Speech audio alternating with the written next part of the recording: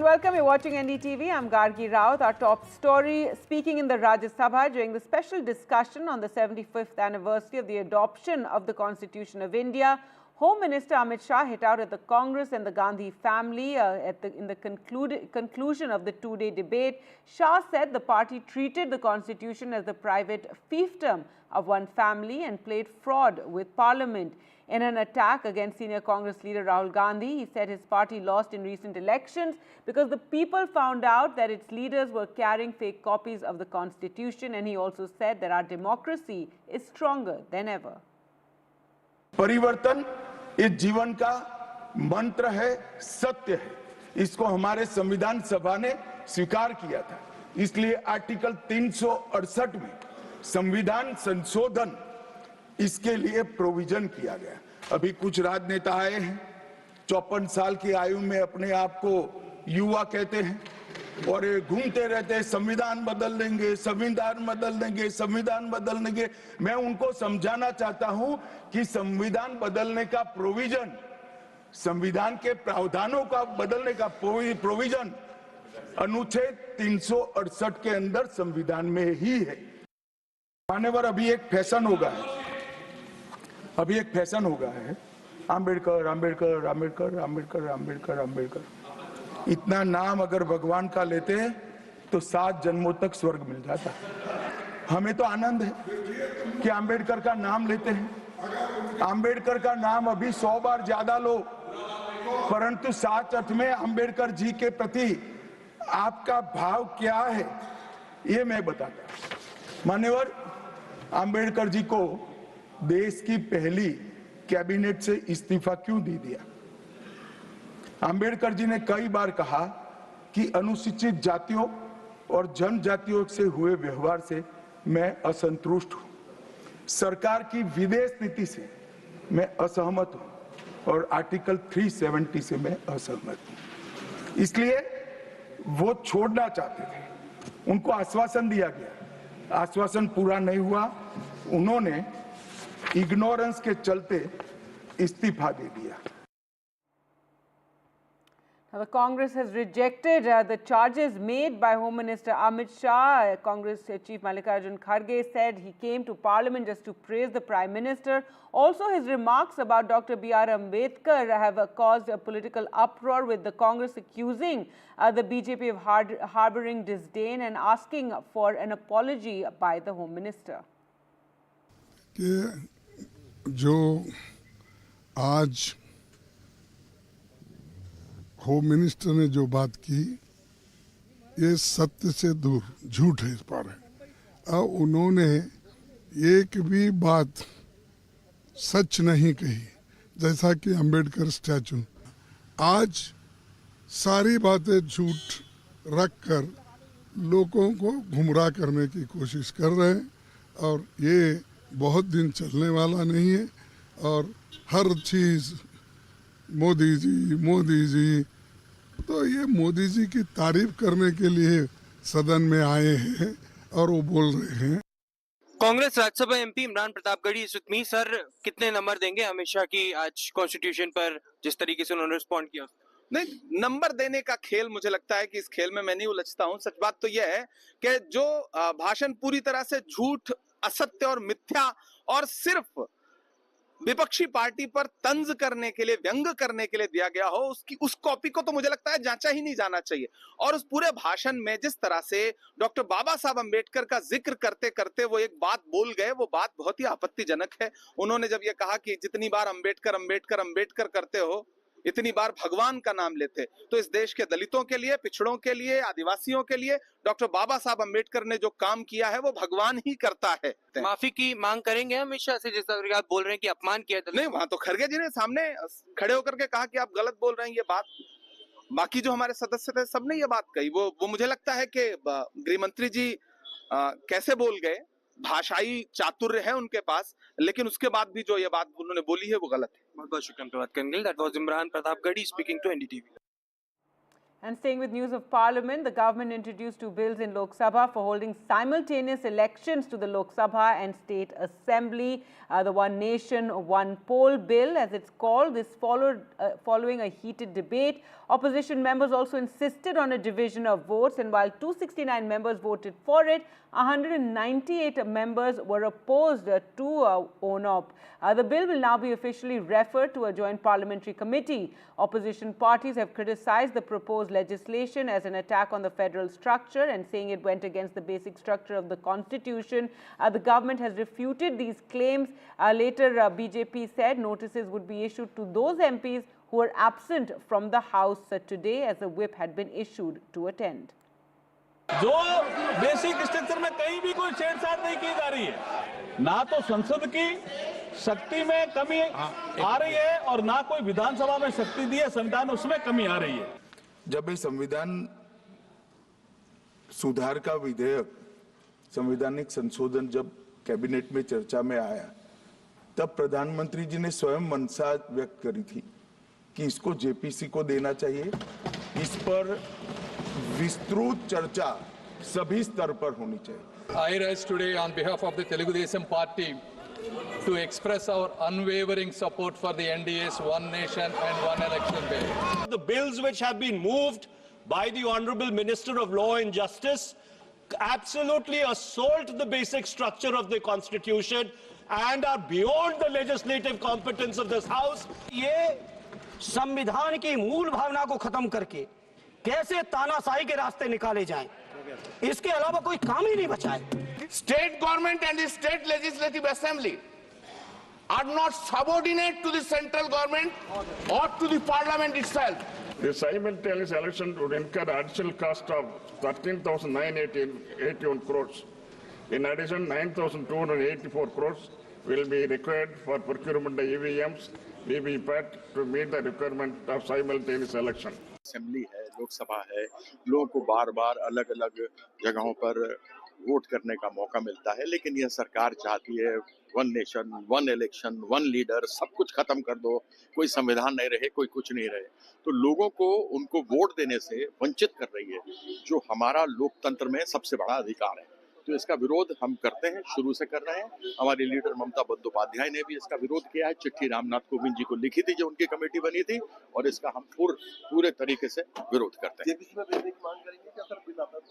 तो बिल आने की जरूरत ही नहीं है, यह बिल लोकतंत्र के खिलाफ है, संविधान के खिलाफ है। Strongly opposing it. We have been opposing it since they have mooted this concept, and we will insist upon that it should be sent to a joint parliamentary committee if at all they are very much keen in bringing it. So we feel that this will not help a nation like India where everything is multi. The regional aspirations have to be taken into consideration. We have too many questions, and those questions will be raised when the debate comes up in the party. One question of ours is, supposing if a Lok Sabha loses majority like this government which is resting on alliance parties, if it falls down prior to the tenure, this has happened in 77, 89, 96 and 98. But if it happens, what will they do? If it happens in an assembly, what will they do? The solution given is that they will hold an election for the rest of the term. But they will that not cost expenses. That is what is happening now. So I think practically it is not possible. So one of the arguments we put forth, an article, as long as 356 is there, a Damocles sword is hanging upon the state governments. Though it is not implemented in the recent days after the Bommai case judgment. But there are too many questions. If the debate comes up in the parliament, we will raise it. And if they are very much particular in bringing it, it must be sent to a joint parliamentary committee. Well, joining with me is TDP floor leader Krishna Raghu. Sir, today the government is going to table the One Nation, One Election bill. What's the stand of your party? Would you support it? Our stand is very clear. Any good policy that will help the nation, that will help the process of whatever new policies that have been coming into place. Obviously, TDP is always there to support, and in this case also, definitely this One Nation, One Election will be helpful for the nation, because we have seen from Andhra Pradesh, where when simultaneous elections happens for assembly and parliament, which we have been happening from 2004 onwards, it's 5 elections that have happened. And when the simultaneous elections happen, there is clarity of process, there is clarity of governance that's been experienced in Andhra. So we want that to happen across the country as well. But one pain point that we are facing right now is our elections happen simultaneously. We're good with going for the 5 years. But what happens is every 3 months or 4 months, some some elections happening. When that happens, our officers are being deputed there. So there's issues with the governance that is happening. So we want that to be taken out of the equation. So for that to happen, we want simultaneous. Several opposition MPs have also requested to send this bill to the Joint Parliamentary Committee. You have seen the NDA, we are taking opinions from every party on every bill. If need be, definitely on this also, we would definitely take opinions from every party. And for that, if the JPC is the way to go, we'll definitely consider. Your response to those opposition parties who are calling it that this is a misplaced priority of the government, they're also saying this will murder our democracy. I've been coming from Andhra Pradesh. Andhra Pradesh is a good example. We have been facing it for the last 5 elections when simultaneous elections are happening for assembly and parliament. Nothing has happened on that respect in Andhra Pradesh. We have had full 5 years of governance, of government being formed and running successfully for the last 20-25 years. So I don't think whatever the opposition is trying to portray is not right. They're all making up something that is not there. Well, joining with me is Arun Bharti from the LJP, another partner from the NDA. Sir, of course, you are supporting the One Nation, One polls, but on the other side, the opposition had been criticizing it. They are saying that this will murder our democracy, this is against the federal structure. What's your response to those opposition parties? When the constitution was adopted in 1951, the elections were held in the entire country all at once. It was due to the petty gains of Congress party that Article 356 was used regularly to destabilize other state governments for their political petty gains. So it is the Congress who has been murdering the federal structure of the country for a very, very long time. At one point in time, they had almost murdered the Constitution of India by imposing emergency. And the entire structure, entire Samvidhan of the Constitution was laid in ruins. So it is the Congress party who has been constantly murdering democracy and sabotaging the Constitution. I don't think they are the ones who should preach us about this. In the NDA government, I come from Bihar. In the NDA government, we have regularly seen that the federal structure is being strengthened. And in Bihar, due to the double engine government that we have here in center and Bihar, we have seen gains for our state. So our party on this particular issue of One Nation, One Election stands with the government, and we are going to support the bill. Will you welcome the move if the government changes to the JPC? Because several opposition MPs also have been stating that this needs further scrutiny and it needs to be sent to the Joint Parliamentary Committee first. Well, if the government feels that there is a wider consultation required and that there are more parties that need to be heard in, so this will be decided once the bill is tabled and senior leaders of the various parties in the NDA, if they take a collective decision, then it might be sent to the JPC, but let's not speculate on it. I would rather say that support for One Nation bill is mandatory because it will help the opposition leaders who have the habit of going on holidays for a very long time after elections will have very long holiday. Once do you think that the two-third majority which is required to amend the constitution, the government will have support of those parties as well? I think if we do a wider consultation, we consult every party and show them the benefits of this particular bill, we will have a consensus. Shiv Sena UBT leaders of Thackeray met Maharashtra Chief Minister Devendra Fadnavis in Nagpur today. This comes days after the state cabinet was expanded and both leaders met for the first time after Fadnavis took over as Chief Minister. There has also been unrest among some leaders after the cabinet expansion. Here's a report. Day 2 of the Maharashtra Assembly session in Nagpur saw more action outside than inside the House. The opposition boycotted the proceedings after the demand for a discussion on the Bir and Parbhani issue got scheduled for tomorrow. Chhagan Bhujbal, who left Nagpur upset over being denied a ministerial berth, will meet his supporters in Nashik tomorrow to decide on his next step. त्यावेळेला माझं ऐकलं नाही. आणि आता म्हणजे मी काही लहान खेळणं आहे का तुमच्या हातातलं? तुम्हाला वाटेल तेव्हा तुम्ही आता वरती, आता बसा खाली, आता निवडणूक लढवा. बरं तेही जाऊ द्या, पण माझ्या मतदारसंघातील लोकांना मी राजीनामा दिल्यानंतर काय वाटेल? भुजबल जी, जैसे मैंने कहा कि इस विषय पर तो संपर्क में नहीं है, लेकिन वो मेरे संपर्क में हमेशा रहते हैं. Uddhav Thackeray reached Nagpur and met the newly sworn-in Chief Minister Devendra Fadnavis, who's his old friend and has been an arch political rival. हम भले ही विरोधी पक्ष में हैं, वो सत्ताधारी पक्ष में है, ये होते हुए भी हम सारे जनता से चुन के आए हुए विधायक हैं और साथ में काम करते हुए जो हमारी सूचनाएं हैं वो सुने, कोई अच्छी बात आगे बढ़े. The Deputy Chief Minister is also said to be upset over the delay in portfolio allocation. Day 3 of the session promises to be eventful, with a discussion on Bid and Parbhani inside the House, even as Bhujbal may announce his next move. खाली बसून घ्या. Allahabad High Court Justice Shekhar Kumar Yadav, who purportedly gave a controversial statement at a VHP function when he spoke on the majority community, appeared before the Supreme Court Collegium today, according to sources. And according to what sources have said, that Yadav appeared before the Collegium headed by Chief Justice Sanjeev Khanna and was asked to put forth his version on the statements made.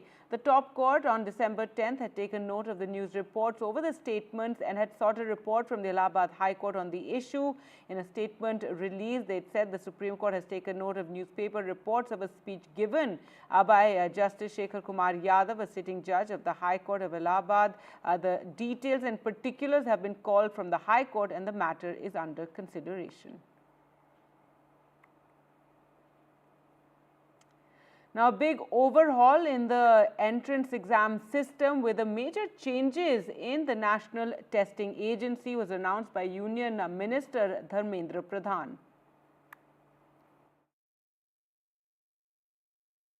NTA की reform के लिए एक high level committee बनी थी. उस committee की report आ गई है. उसको एक्शन टेकन रिपोर्ट की तहत सुप्रीम कोर्ट में भी हमने उसको दे दिया है. Big news for students as the Education Ministry comes out with its National Testing Agency report. This report, remember, is with respect to the NEET undergraduation exam leak fiasco. And what we are understanding from this report is that the NTA is under the scanner at this point, and the government has made some major changes with respect to this agency. The NTA is now not to conduct examinations for job, service and recruitments. It is only to conduct higher education examinations. It is the JEE Mains, Advanced, the NEET undergraduate examination and the CUET examinations. What we're also understanding from the NTA report at this point is that the government is restructuring the entire testing agency, and there are a lot of changes that are happening with respect to these exam procedures and methods. The major highlight is also that these recommendations come from the higher level panel, which is chaired by the former Chief of ISRO, K. Radhakrishnan. Now, this panel has decided upon these following recommendations, and one of them is also to switch to the computer-based test mode. The JEE main examinations will be conducted in the next year onward academic cycle in the CBT mode, whereas for the NEET examinations, the decision lies with the Health Ministry. What we are also understanding from the NTA at this point is that the Union Education Minister Dharmendra Pradhan acknowledges that there are challenges with respect to cyber crime with respect to these examinations and the paper leaks that also need to be looked into. And finally, the NTA has also decided that there will be dedicated designated centers to perform and carry out these examinations so as to carry out a seamless process of these exams and to maintain the sanctity of these examinations as well. A grievance cell has also been already set up on the MyGov portal, on which 37,000 citizens have already enrolled with their complaints. And further, the government also encourages people to come about and register their grievances about the examination procedures.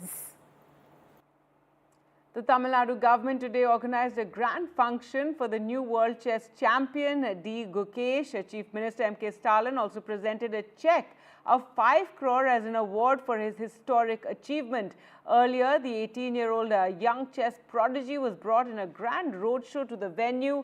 Deputy Chief Minister Udayanidhi Stalin, chess icon Vishy Anand and the parents of Gukesh and members of the chess fraternity and others took part in this grand event.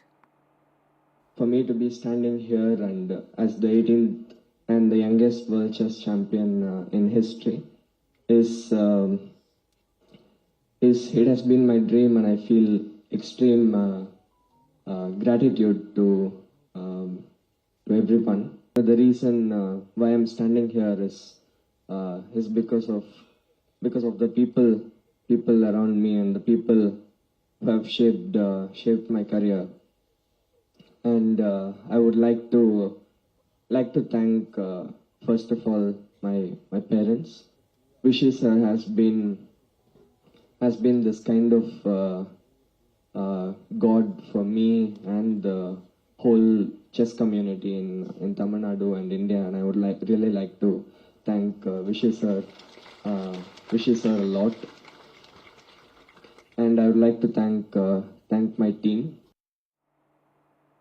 And finally, Leader of Opposition in Lok Sabha Rahul Gandhi and Congress MPs Priyanka Gandhi Vadra and Shashi Tharoor attended Christmas celebrations event which was organized by the Indian Christian Parliamentarians Council.